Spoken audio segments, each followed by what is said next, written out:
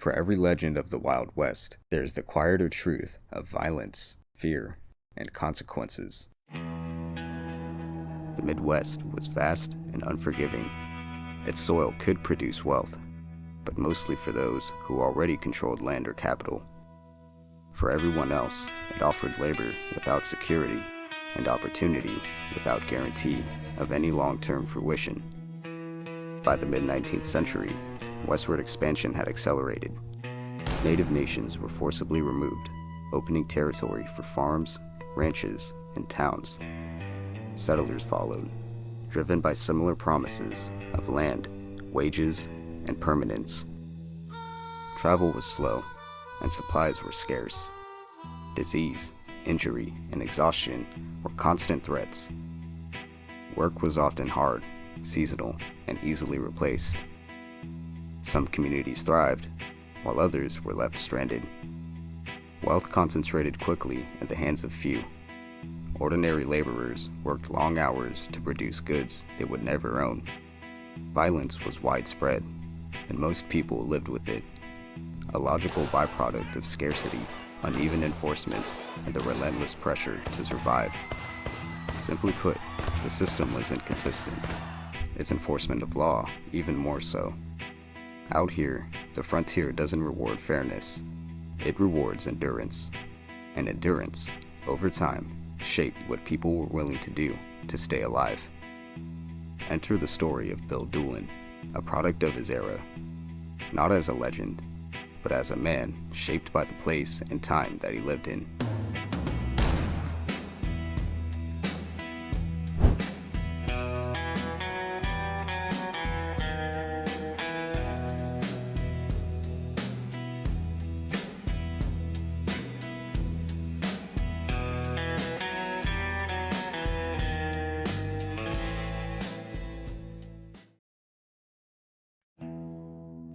William Bill Doolin was born in 1858 in rural Johnson County, Arkansas.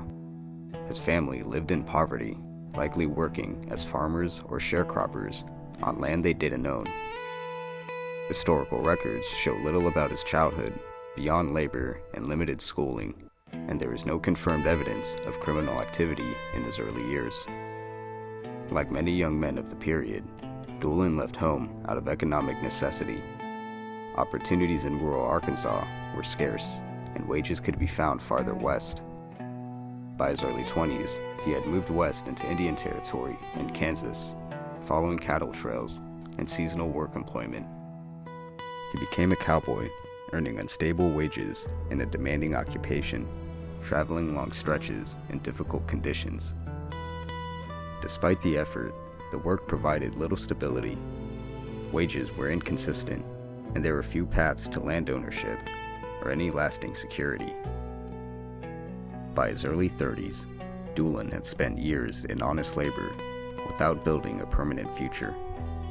When he later became involved in crime, it followed a long period of ordinary work rather than a childhood of wrongdoing.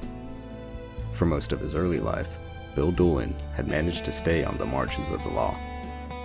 There are no long records of petty theft or any pattern of early criminal behavior. In the historical record, Doolin's turn toward crime unfolds rather suddenly, and it arrives in Coffeyville, Kansas. It's the 4th of July in 1891. Coffeyville sat in a dry state, which were states that outlawed alcohol entirely. But like many frontier towns, the law often bent under the weight of custom. That day, Doolin and a group of fellow cowhands were openly drinking beer in public. When local lawmen attempted to confiscate their keg, a confrontation followed. Words turned into shoves, and shoves turned into gunfire.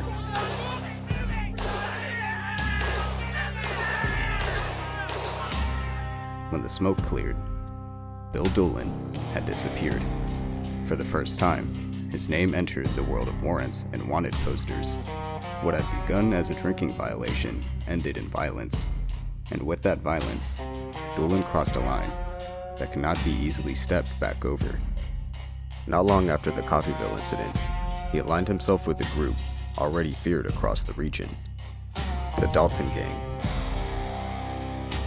Unlike Doolin, The Daltons were seasoned criminals.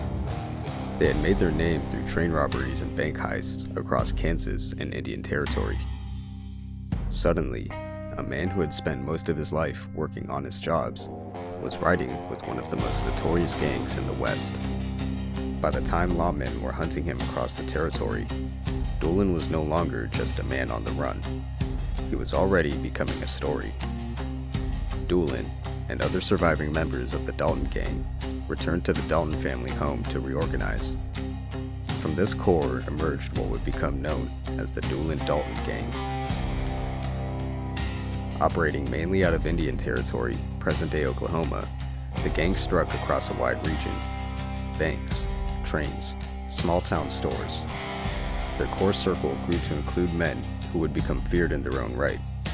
Each played roles in robberies and getaways: shooters, guards, and fast riders who ensured the gang could strike quickly and vanish just as fast. But organization brought attention, and attention brought the law. The more successful the gang became, the tighter the net around them would grow. Ford County Bank Robbery. The reorganized gang didn't stay quiet for long. In 1892, on November 1st, their return was announced in Spearville, Kansas. The target was the Ford County Bank, a small-town institution in a rail-linked community where cash from farmers, merchants, and travelers moved regularly. Doolin's group rode into town in broad daylight. The robbery was quick. They took the money on hand, mounted their horses, and headed south, retreating toward the relative safety of Indian Territory. There were no widely reported deaths or prolonged gunfights. Just a clean strike that sent a message across the region. The Dalton gang was gone, but a new organized outlaw band was now operating in its place, and lawmen quickly understood that Bill Doolin was no longer a lone fugitive. He was leading something larger.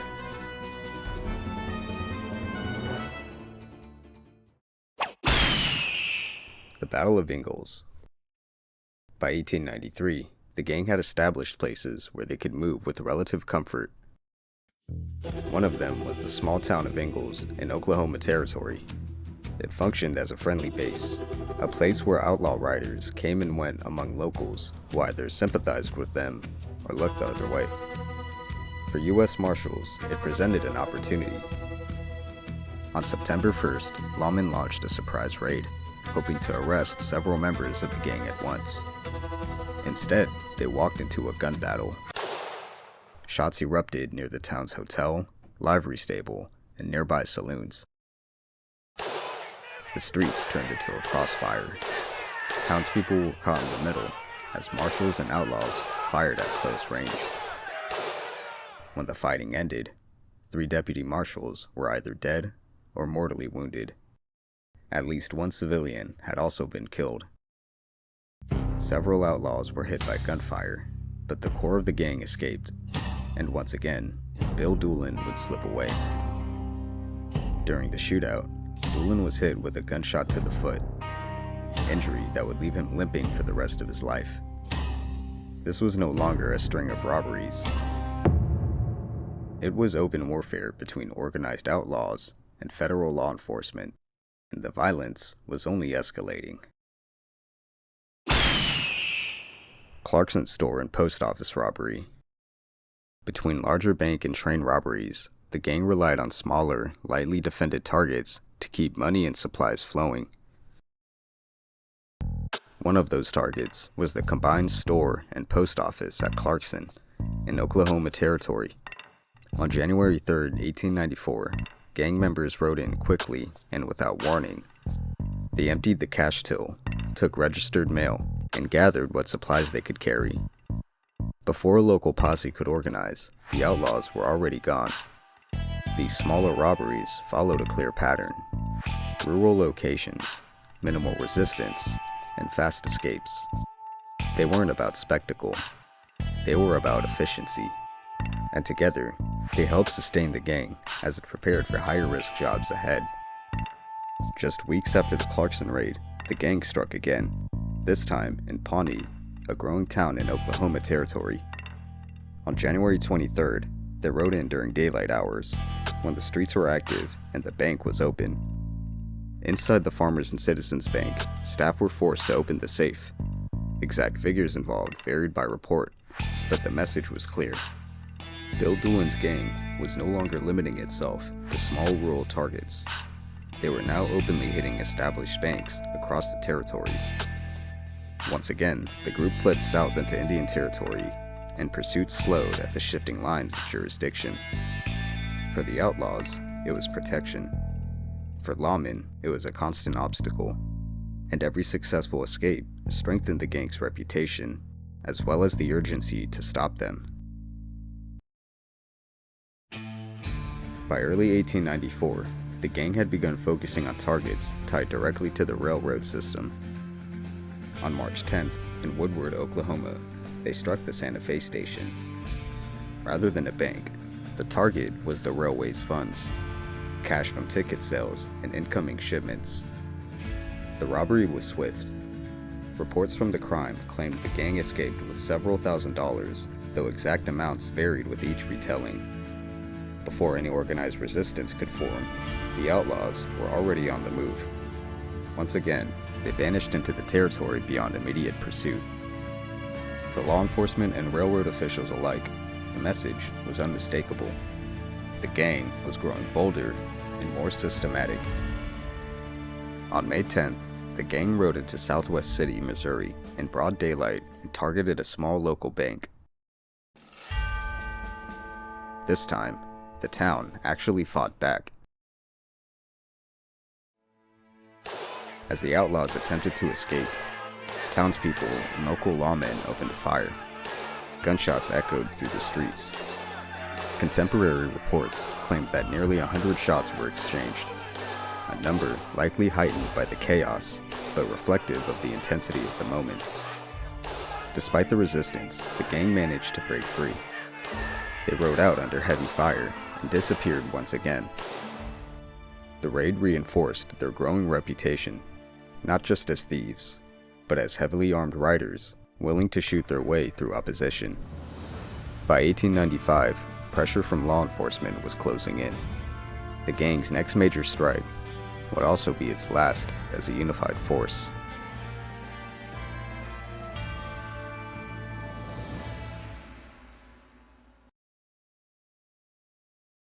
The Battle of Ingalls from 1893 changed everything.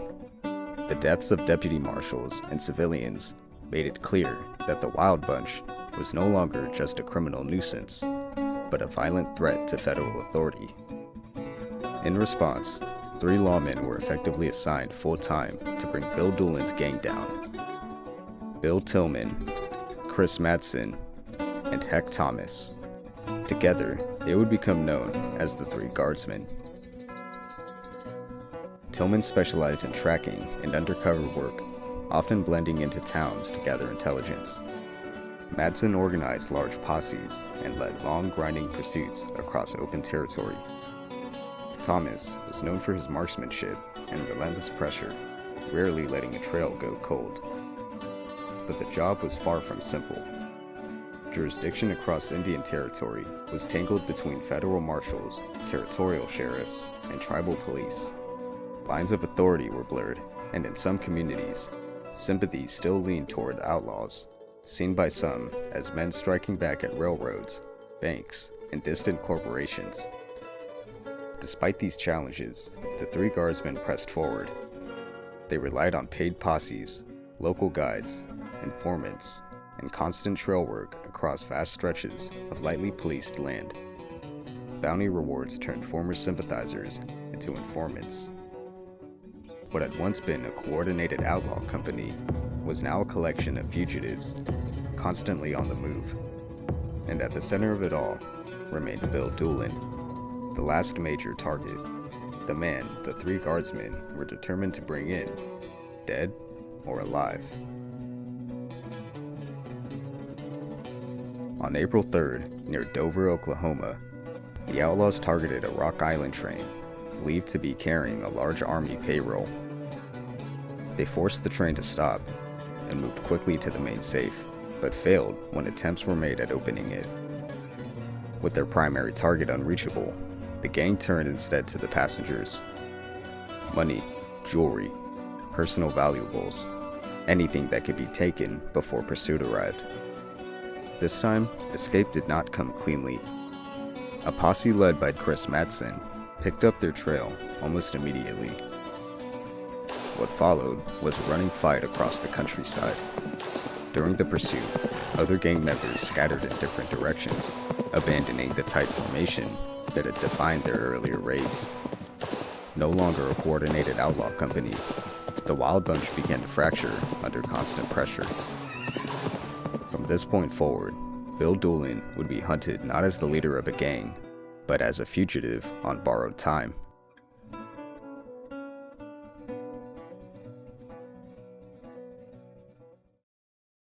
The gang operated in a world defined by gray zones. Indian territory stretched vast and lightly policed. Jurisdiction was tangled. U.S. Marshals, tribal police, and local sheriffs rarely coordinated. Into this space rode Doolin and his men, exploiting gaps in law enforcement, while some locals looked the other way. The Three Guardsmen embodied federal authority. To them, the Wild Bunch were vermin, a barrier to order and Oklahoma's path to statehood. Doolin's life illustrates the frontier's narrow options. Years of honest ranch work ended in a single fight over beer in Coffeyville in 1891. From there, train and bank robberies offered fast cash and near certain death. Meanwhile, newspapers and dime novels reshaped reality. Messy crimes became operatic showdowns. Regional newspapers sensationalized every robbery and gunfight. Casualty numbers were inflated. Loot totals were exaggerated. Shootouts were described as near battles. At the time, the U.S. Marshals Service flooded the region with wanted posters. Rewards started at around $1,000, and by 1895, they climbed beyond $5,000, dead or alive. Newspapers increasingly framed Doolin as the mastermind. At the same time, law officers, especially the Three Guardsmen, were elevated into frontier heroes. After battles like Ingalls and Southwest City, coverage portrayed them as righteous avengers, bringing order to a violent frontier ahead of statehood. But perception wasn't uniform. In outlaw-friendly communities like Ingalls, some locals hid the gang, fed them, or helped them move quietly through the territory. Railroads and distant federal authority were often more resented than the men robbing them. Doolin even picked up a partial Robin Hood reputation, with rumors that he shared money with struggling families, though evidence is thin. Meanwhile, urban readers, politicians, and business leaders demanded total eradication. This split perception fed dime novels, legends, and later films. Fact and fiction blended.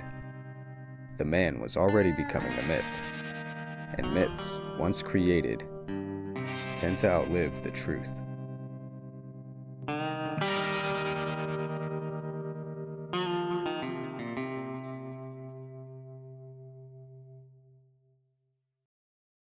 After the robbery wave of 1894 and early 1895, the Wild Bunch was no longer a shadowy threat.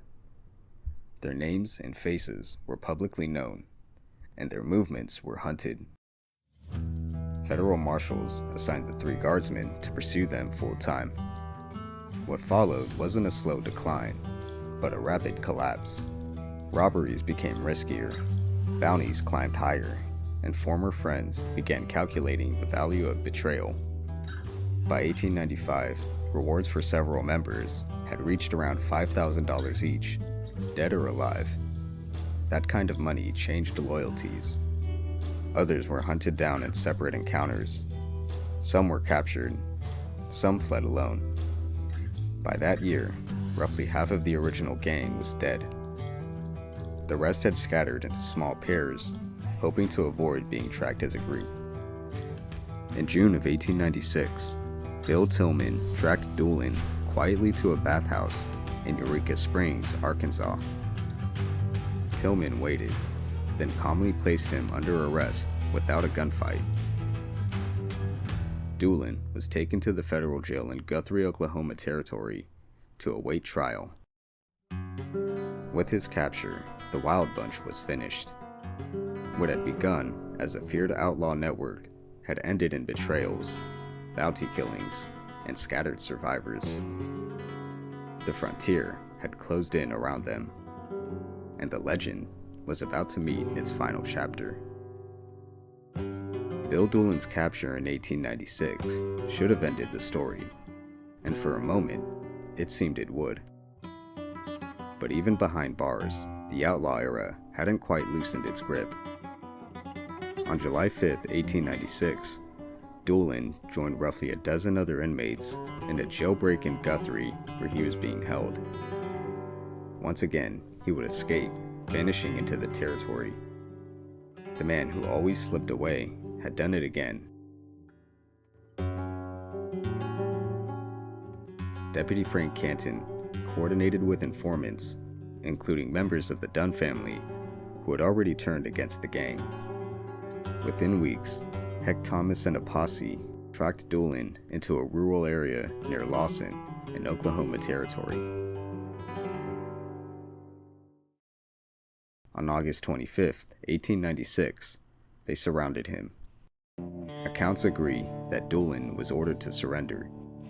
He refused, and gunfire followed. When it ended, Bill Doolin was dead. And with his death, the last organized chapter of the outlaw gang closed for good. The men who had once terrorized rail lines in small towns were either buried, imprisoned, or scattered into obscurity.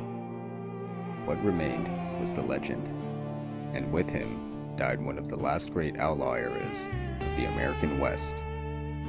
Bill Doolin and his gang left a legacy far larger than their short, violent careers. Dime novels, ballads, and early films transformed them into something more than outlaws. Doolin became the Robin Hood of the plains, a dashing figure striking against banks and railroads. Stories mixed his life with the Daltons. Tales of clever escapes, gunfights, and narrow misses turned into folklore. Today, sites like his grave in Oklahoma and battle markers in Ingalls still draw tourists chasing that myth. But history tells a different story. Their crimes peaked just as Oklahoma was stabilizing towards statehood, making them obstacles to progress rather than folk heroes. Songs, novels, and films emphasized daring and violence, turning real victims into background noise for a story of legend. Doolin's era represents a brief, bloody transition from frontier freedom to governed order, often romanticizing gun violence while overlooking the human cost. And the cost was real.